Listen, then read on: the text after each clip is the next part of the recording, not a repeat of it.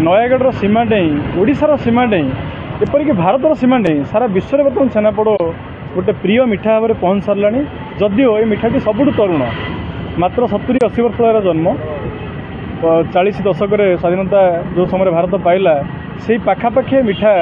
जन्म हो मात्र 70-80 वर्ष भितर ये मिठा नयागढ़ ओडिशार सीमा डेई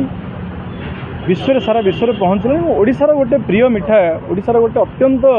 जनाशुना मिठा भाव में परिचय पाई। ये अवसर में आम जिलार जिते राजनीतिक दलर नेता अच्छा एकाठी करूँ माध्यम नयागढ़ जहाँ जहाँ समस्या अच्छी नयागढ़ जिलार अनेक समस्या अच्छी जमीक आपड़ जानी पठाणी सामंत केवल नयागढ़ नुहे सारा ओडिशा सारा भारत से गौरव से आम गोटे अत्यंत आचंबित कला भली प्रतिभा आज पर्यंत से भली प्रतिभा से भली कारीगरी आम देखी ना जो समय ओडिशा रे गोटे गड़जात मफसल गड़जात कौन जंत्र बा कौन आधुनिक कला कारीगरी उपलब्ध नथिला से समय से निज हाथ तैयारी बाउंश तैयारी जंत्र माध्यम जो गणना करके आज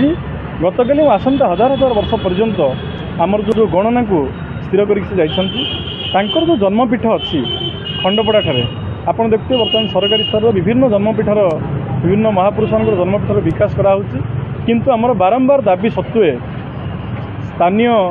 जो राजनेता अच्छा जो मैंने क्षमतासीन बा क्षमता ना क्षमता को आसवाई इच्छुक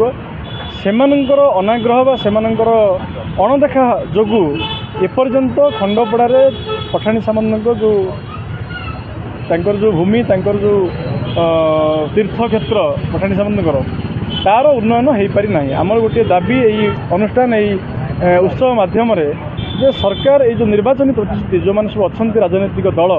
से मैंने एवर्ष आम नयागढ़वासी को प्रतिश्रुति दिंतु जे आम यदि क्षमता को आसबू ताहले खंडपड़ार से जो पठाणी सामंत पीठ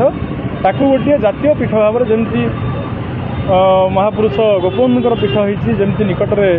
मनोज दास पीठ को कराई सेमती खंडपड़ारे पठाणी सामंत पीठ को गोटे तीर्थपीठ गोटे बड़ दर्शनीय स्थान भाव में विकसित करा जाऊ ये गोटे बड़ दाबी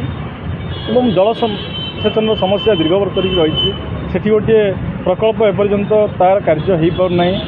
नयागढ़ जिलार सीमार महानदी थिले संपूर्ण सीमार महानदी अच्छी किंतु एबे भी जिलावासी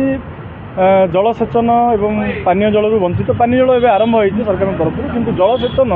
आदौ ना कहले चले जिले में आम दाबी करूँ आउ जन महापुरुष जड़े होती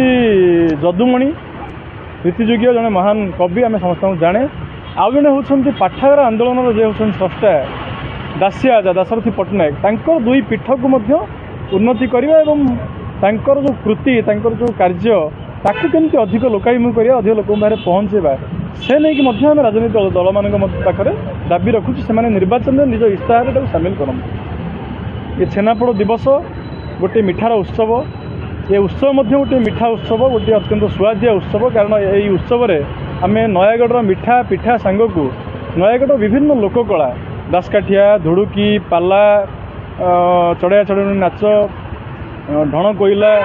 रामलीला विभिन्न प्रकार जो कलाकार अच्छा डाकुचु दिवस व्यापी सकाल 10 रु संध्या 5 पर्यंत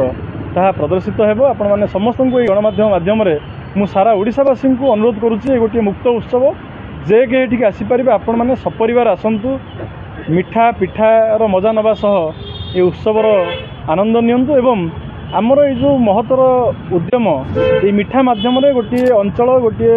क्षेत्रर विकास जो उद्यम ताकू समर्थन जनातु।